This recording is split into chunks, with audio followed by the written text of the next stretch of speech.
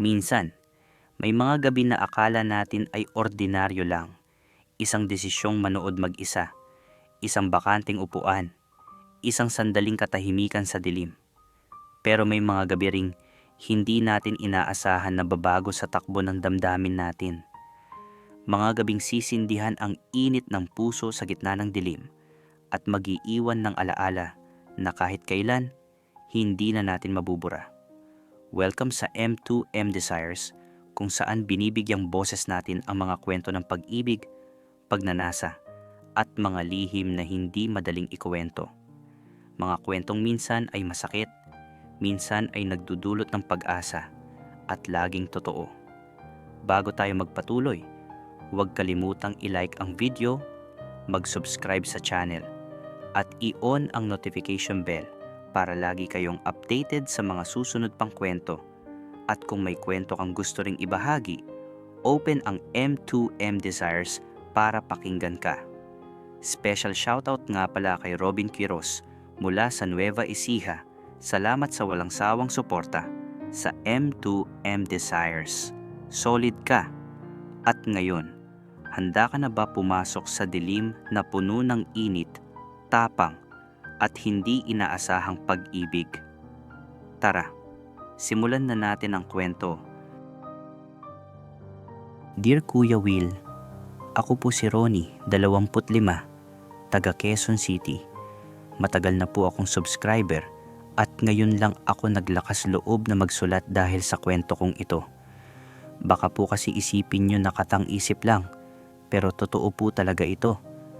Nangyari ito last year at hanggang ngayon, hindi ko pa rin makalimutan. Kuya Will, alam nyo naman po siguro, yung feeling na mag-isa ka sa sinehan kasi busy ang mga tropa mo. Ganun po ako nung gabing yon. Friday night, pagod na pagod, galing work, pero gusto ko pa rin manood ng bagong horror movie. Bumili ako ng large popcorn at iced coffee. Nag-hoodie para comfortable. Tapos pumasok na sa cinema.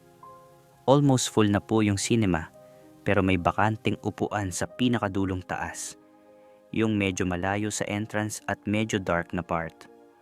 Umupo po ako sa isa at nagsettle na. Maya-maya po, may lumapit, matangkad na lalaki, mga 27 or 28 na siguro. Sa tingin ko medyo mestizo siya. Nakasuot ng plain gray shirt na sakto lang sa katawan niya, kaya kitang-kita ang build. Excuse me, bakante po ba? Tanong niya sa magandang boses, yung tipong mababa pero smooth. Oo naman, sagot ko sabay ako tumayo para makadaan siya. Kuya Will, nung dumaan po siya, naamoy ko yung perfume niya. Yung tipong hindi masyadong mabango pero masculine, yung nakaka-addict. Umupo siya sa tabi ko. Nagulat ako kasi bigla siya nag-introduce. Eman nga pala, sabi niya with matching ngiti. Ronnie, sagot ko. Simple lang pero ramdam ko na po agad na may something sa kanya. Yung aura niya parang confident pero hindi mayabang. Nagsimula na po yung movie at nagdim na ang lights. Dark thriller po yung movie, yung may halong tension at suspense. Pero Kuya Will, hindi ko po talaga nasusubaybayan ang movie kasi ang focus ko ay sa presensya niya. Ramdam ko po yung init ng braso niya na ilang inches lang ang layo sa akin. Ramdam ko rin yung bawat kilos niya, pag-inom niya ng soft drinks, pag-adjust niya ng upuan, lahat. Mga 30 minutes into the movie, nagkasagi po yung kamay namin sa armrest. Pareho kaming nagsorry at umiwas. Pero Kuya Will, sa ilalim ng dilim na yon, nakita ko siyang napangiti. Hindi yung uncomfortable na ngiti, yung parang interested siya sa nangyari. At doon ko naramdaman na baka hindi lang ako ang may nararamdaman ng something nakakaiba sa gabing yon. Kuya Will, pagkatapos po nung unang aksidenteng pagdikit ng kamay namin, parang biglang nagbago ang atmosphere sa pagitan namin. Yung pakiramdam na bigla kang nagiging aware sa bawat galaw mo, sa bawat hinga mo. Kasi alam mong may ibang taong ramdam din ang bawat kilos mo. Tuloy pa rin po ang movie, pero sa totoo lang, wala na akong nasusubaybayan. Ang laman na lang ng isip ko ay kung paano siya huminga, kung paano siya bahagyang umusog palapit sa akin. May eksena po sa movie na sobrang intense, madilim, mabigat, at puno ng suspense. Sa eksenang yon, naramdaman ko na lumapit siya ng kaunti. Hindi po yung halatang lapit, hindi yung tipong mapapansin ng iba. Subtle lang, pero ramdam na ramdam ko. Dumampi yung braso niya sa braso ko. At Kuya Will, alam kong hindi yun aksidente kasi hindi siya umatras. Nanatili lang siya roon parang sinadya. Hindi rin po ako umatras. Sa halip, hinayaan ko lang. Ramdam ko ang init ng balat niya kahit may damit pa kami. Parang may dumaloy na kuryente sa katawan ko. Yung pakiramdam na nagsisimula sa balat pero umaabot hanggang dibdib, hanggang sikmura. Ilang minuto po kaming ganun. Tahimik lang, parang walang nangyayari sa paningin ng iba. Pero sa loob, ramdam naming dalawa ang tensyon. Maya-maya, inilapag niya ang kamay niya sa armrest, malapit na malapit sa kamay ko. Parang tahimik na paanyaya.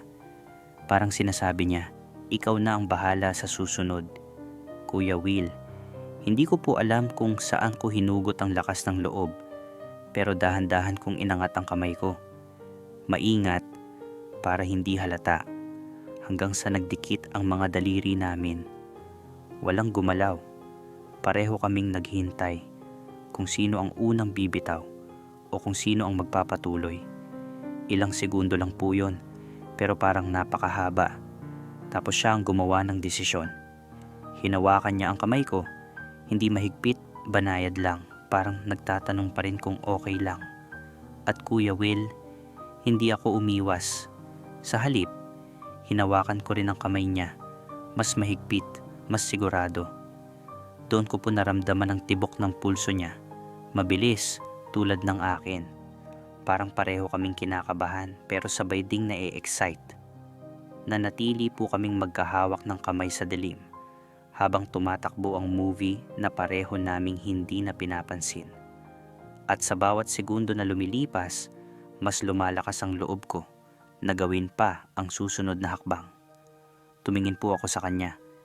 Nakaharap pa rin siya sa screen pero may ngiti sa labi. Maya-maya, tumingin din siya sa akin. Sa dilim, kita ko ang mga mata niya. Mapupungay, malamig sa unang tingin, pero may init na hindi ko maipaliwanag. May hiwaga, pero may malinaw na imbitasyon. Alam mo ba, bulong niya sa akin, hindi ko na napapanood ang movie. Yung boses niya, Kuya Will, may halong pagod, pero puno ng excitement. Ako rin, sagot ko. At totoo yun. Sa gabing yon, wala talaga akong napanood, kundi siya. Ilang segundo po kaming nagkatinginan sa dilim. Walang salita, pero ramdam kong marami siyang sinasabi sa kanyang tingin. Para bang nagtatanong siya, gusto mo bang magpatuloy? At ang tingin ko siguro, sumasagot, oo, gusto ko. Hinawakan niya ng mas mahigpit ang kamay ko at nagsalita ulit. Gusto mo bang lumabas? Tanong niya. Ngayon? Tanong ko. Medyo nag-aalinlangan. Oo, may CR dito sa likod. Tahimik, private. Sagot niya. Kuya Will, alam ko na po agad ang ibig sabihin nun. Hindi naman ako tanga.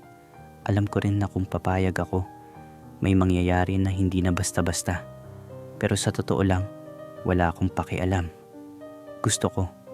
Sige, sagot ko lang. Simple pero puno ng determinasyon. Tumango siya at tumayo. Tumayo rin ako. Mahigpit pa rin ang hawak namin sa isa't isa habang dumadaan sa dilim. Dahan-dahang nilalakaran ang mga upuan at mga nanonood. Walang nakakita sa amin, walang nakakaalam. Sa gabing iyon, kami lang ang mahalaga sa mundo. Palabas po kami ng cinema hall, tahimik lang, walang sinasabi. Pero ramdam ko ang bilis ng tibok ng puso ko. Ramdam ko rin ang init ng kamay niya. Medyo basa na sa pawis. Pero Hindi ko ito binitiwan. Dahan-dahan kaming dumaan sa hallway papunta sa CR ng cinema. Pagdating namin doon, tumingin muna siya kung may tao. Wala. Tahimik ang paligid. Pumasok kami sa loob. Malinis, maliwanag, mas maliwanag pa kaysa sa cinema. At doon ko po siya nakita ng malinaw, Kuya Will. Gwapo pala talaga siya. Matangos ang ilong, makisig ang panga. At yung mga mata niya na kanina ko lang nakita sa dilim, mas nagiging expressive at kaakit-akit sa liwanag. Naglock siya ng pinto ng cubicle at tumingin sa akin. "Sure ka ba?" Tanong niya. Tumango ako. "Sigurado," sagot ko. "Sigurado ako." Lumapit siya, dahan-dahan pero determinado. Hinawakan niya ang mukha ko gamit ang parehong kamay, malambot at maingat. "Gwapo mo pala talaga," bulong niya. Hindi ako nakasagot. Hindi ko talaga alam kung ano ang sasabihin. Dahil sa susunod na segundo, hinalikan niya na ako. Hindi ko po alam kung paano ko i-describe yung unang halik namin, pero susubukan ko. Malambot po ang labi niya. Medyo malamig sa simula pero unti-unting uminit. May lasa siyang mint, parang galing sa candy. Gumanti po ako. Mas mabilis, mas desperado. Parang matagal ko na pong hinihintay ang ganitong sandali kahit kakakilala ko lang siya. Idiniin niya po ako sa pader. Hindi marahas pero may halong possessiveness. Parang sinasabi niyang, "Akin ka ngayon." Ramdam ko po ang katawan niya. Matigas, matibay, mainit, puno ng intensyon. Hinawakan ko po ang likod niya. Mula sa bewang hanggang sa shoulders. Medyo basa na sa pawis ang damit niya pero hindi ako nadidismaya. Sa halip, mas lalong nadagdagan ang excitement ko. Lumalim po ang halik, Kuya Will. Mas maraming dila, mas intense ang bawat haplos at galaw ng mga kamay niya. Ramdam ko po sa bawat hibla ng balat ko. Hinawakan niya ang bewang ko, tapos ang hips ko, pababa. Napaungol po ako sa halik. "Shh!" Sabi niya na may ngiti sa labi. Baka may makarinig. Tumango ako pero hirap na hirap akong pigilan ng sarili. Bumaba po ang mga labi niya mula sa labi ko papunta sa pisngi, tapos sa jawline, tapos sa leeg ko. Malambot na halik muna, dinilaan, tapos bahagyang kinagat. "Shit!" Ungol ko. Hindi ko po napigilan. Napangiti siya sa leeg ko. "Gusto mo pa?" Tanong niya. "Oo," sagot ko. Halos pabulong lang dahil nanghihina na ako sa init ng ginagawa niya. Bumalik po ang halik niya sa labi ko. Mas wild na ngayon, Kuya Will. Mas walang preno. Hinila ko siya palapit. Gusto kong walang puwang sa pagitan namin. Ramdam ko ang tigas ng katawan niya, ang init na nag-aalab sa balat namin, at ang mabilis na hininga namin. Maya-maya, huminto siya sa halik at tumingin sa akin. "Dito lang ba tayo?" Tanong niya. "Pwede namang sa apartment ko. Malapit lang dito, walking distance." Sagot niya. Kuya Will, alam ko na po agad kung ano ang mangyayari kapag pumunta kami sa apartment niya. Pero sa halip na matakot o mag-hesitate, mas lalo lang akong na-excite. "Tara," sabi ko agad. Walang pag-aalinlangan. Ngumiti po siya, yung tipong satisfied na nakuha niya ang gusto niyang marinig. "Let's go," sabi niya at hinawakan ulit ang kamay ko.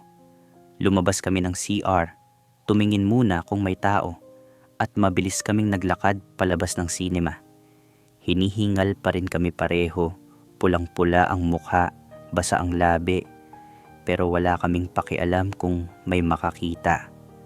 Ang mahalaga lang po sa amin ay makaalis at makarating sa lugar na mas private. Lumabas po kami ng mall na yon. Mabilis ang lakad namin, determinado. Nakaakbay siya sa akin. Sumakay po kami ng taxi kasi sabi niya mas mabilis daw pag taxi kaysa maglakad. Sa loob po ng taxi, mas lalong naramdaman ang tensyon sa pagitan namin. Hindi kami direktang tumitingin sa isa't isa kasi baka hindi na namin mapigilan ang sarili. Pero maya-maya, Hinawakan niya ang hita ko. Medyo mababa, malapit sa tuhod, at ramdam ko ang intensyon niya. Tumingin ako sa kanya at may ngiti siya parang nang aasar. Nilapitan ko ang tenga niya at bumulong. "Huwag kang maingay sa taxi, mamaya ka na." Napakagat siya ng labi. "Sexy, Kuya Will. Sobrang sexy." Hindi pa dito natatapos. Maya-maya, dinala niya ang kamay ko sa hita niya. "Feel that?" Bulong niya sa tenga ko. Tumango ako at ramdam ko po lahat. Ang tigas, ang init, ang bawat galaw niya. Halos hindi na ako makahinga sa excitement. Buti na lang po mabilis lang yung biyahe. Mga 15 minutes lang. Pagbaba namin sa taxi, mabilis ulit kaming naglakad papunta sa condo building niya. Modernong building, may security, may elevator. Walang tao sa lobby kaya safe ang lahat. Pumasok kami sa elevator at nung nagsara na yung pinto, hinalikan niya ako ulit. Mas aggressive na ngayon, Kuya Will. Mas mahirap na talagang makapagpigil. "Floor?" Tanong ko habang humahalik. 12th, sagot niya. Pinindot ko ang button habang hindi pa rin kami tumitigil sa halikan. Umabot kami sa floor niya at bukas pa rin ang elevator doors nang hindi pa rin kami tumitigil sa isa't isa. Buti na lang, walang ibang sumakay. Pagbukas ng elevator, mabilis kaming lumabas, dumaan sa hallway, hanggang sa pinto ng unit niya. Kuya Will, nanginginig yung kamay niya habang binubuksan ang pinto. Hindi dahil sa takot, dahil sa excitement. Ako rin naman. Pagbukas ng pinto, hinila niya ako papasok, isinara agad, at hinalikan ako ulit. Mas wild, mas desperado. Parang ang tagal naming hindi nagkita kahit ilang minuto lang ang nakalipas. Kuya Will, pagpasok namin sa apartment niya, halos hindi ko na po napansin ang paligid. Alam ko lang na maayos at malinis ang lugar. May amoy ng pabango at air freshener, presko sa pakiramdam. Pero sa totoo lang, wala na akong pakialam sa itsura ng apartment. Nakatutok lang ako sa kanya, sa presensya niya, sa kung anong mangyayari sa pagitan namin. Maingat pero mabilis niyang hinubad ang hoodie ko, sinundan ng shirt at pantalon. Nakatayo ako sa harap niya na walang saplot, habang siya ay nakadamit pa rin. "Ikaw naman?" sabi ko. Medyo pabiro. Ngumiti siya, sa kanya hinubad ang gray shirt niya. "Kuya Will, gwapo na nga siya. Ramdam mo pa ang kumpiyansa sa tindig niya. Hindi siya sobrang maskulado, pero halatang inaalagaan ng katawan, sakto lang, natural, at lalong nakakaakit." Nahawakan ko ang dibdib niya, mainit sa palad, ramdam ang pagod at pawis mula sa maghapong kilos. Hinila niya ako papunta sa sofa sa living room. Doon kami naupo, hanggang sa pareho na kaming napahiga sa sofa, magkalapit. Magulo ang mga sandali, puno ng halik, mahihinang ungol, at mga haplos na lalong nagpapabilis ng tibok ng dibdib ko. Ramdam ko ang init, ang tensyon, ang pagnanasa na matagal nang naiipon. "Gusto mo ba to?" tanong niya, halos pabulong. "Oo," sagot ko nang walang pag-aalinlangan. Maya-maya, tumayo siya at inakay ako papunta sa kwarto. Mas tahimik doon, mas pribado. Malambot ang kama, presko ang amoy ng mga kumot. Nahiga kami roon, mas dahan-dahan na ngayon. Mas mapagmatsyag sa bawat kilos at hinga ng isa't isa. May mga haplos at sandaling nagdala sa akin sa mga pakiramdam na bago, mga emosyon at sensasyong hindi ko pa noon nararanasan. Kuya Will, mahaba po ang gabing iyon.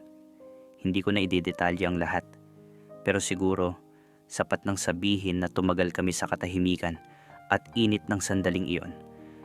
Paulit-ulit, walang minamadali, hanggang sa pareho na kaming napagod. Sa huli, nakatulog kaming magkatabi, magkayakap. Pagod ang katawan, pero may kakaibang gaan sa dibdib. Isang pakiramdam na hindi ko agad maipaliwanag, pero alam kong may iniwang marka sa akin ng gabing iyon. Nagising po ako kinabukasan na maliwanag na ang paligid. Pagmulat ko ng mata, nandoon pa rin siya sa tabi ko. Mahimbing ang tulog niya, payapa ang mukha, pantay ang paghinga.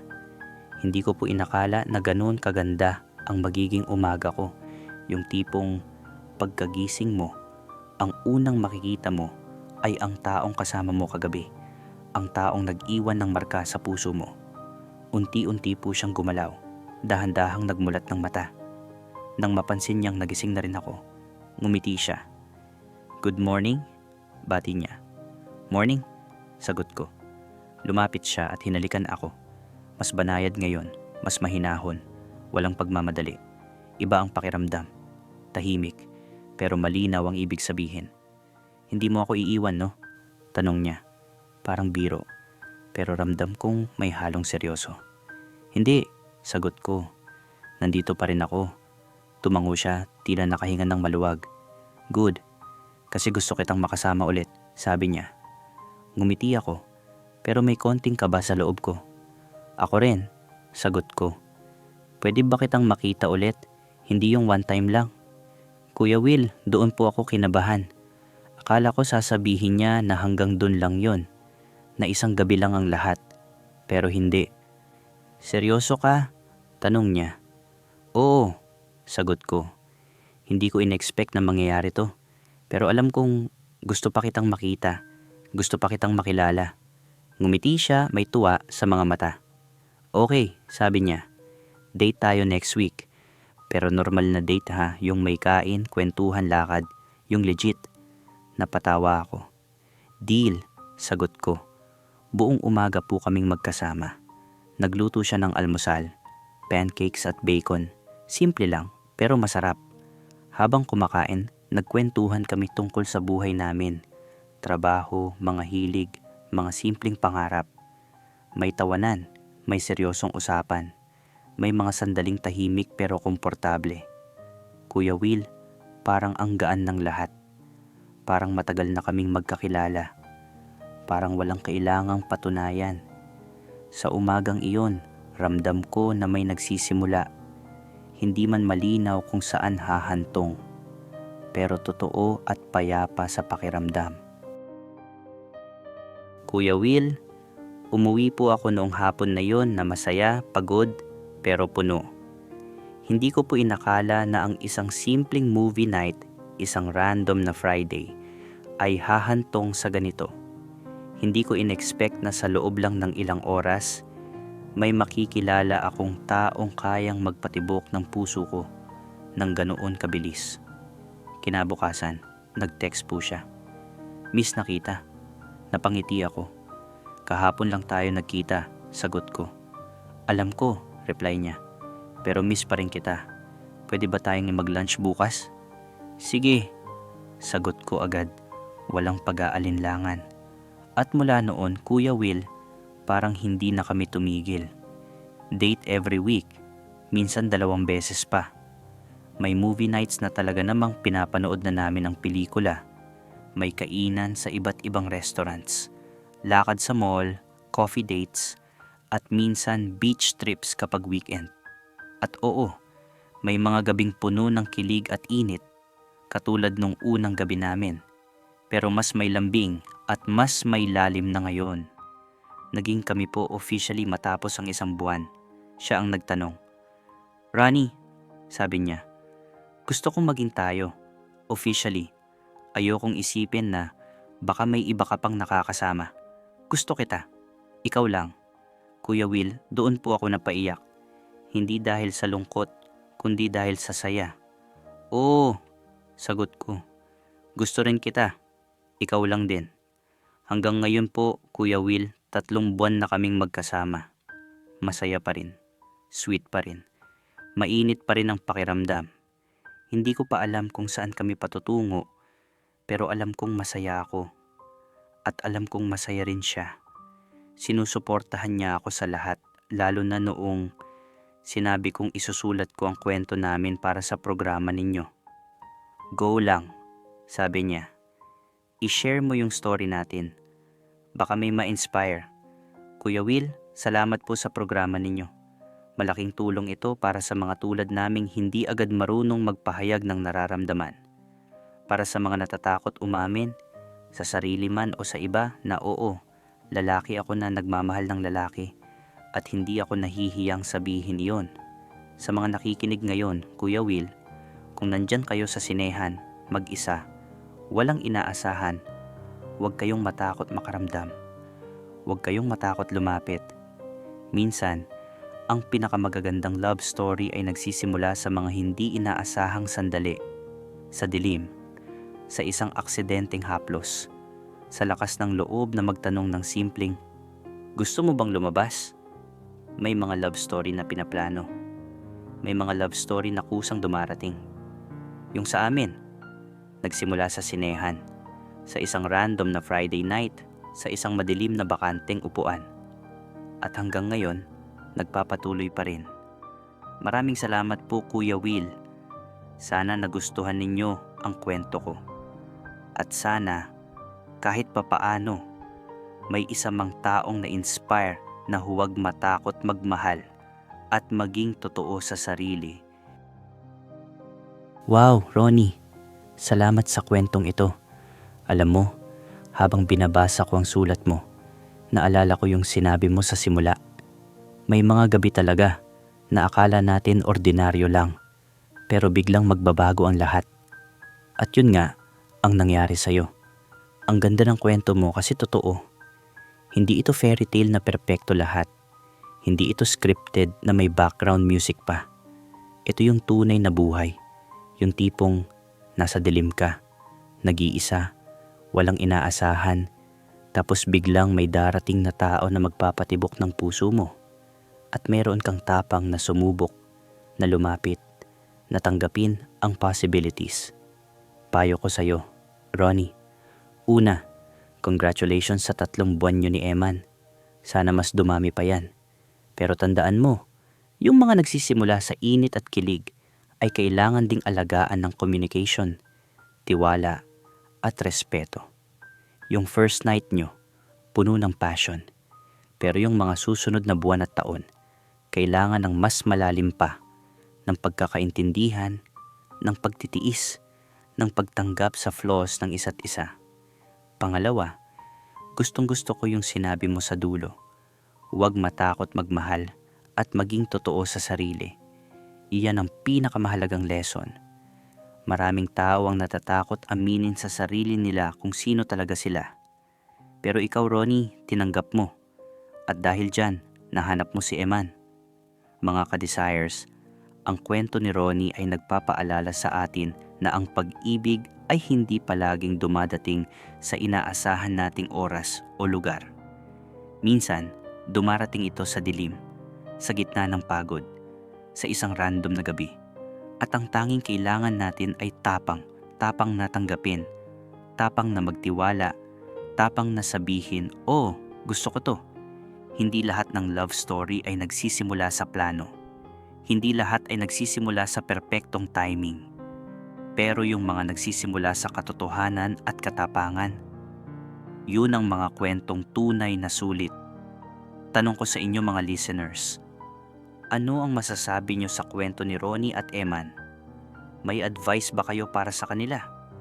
O baka may kwento rin kayo na katulad nito?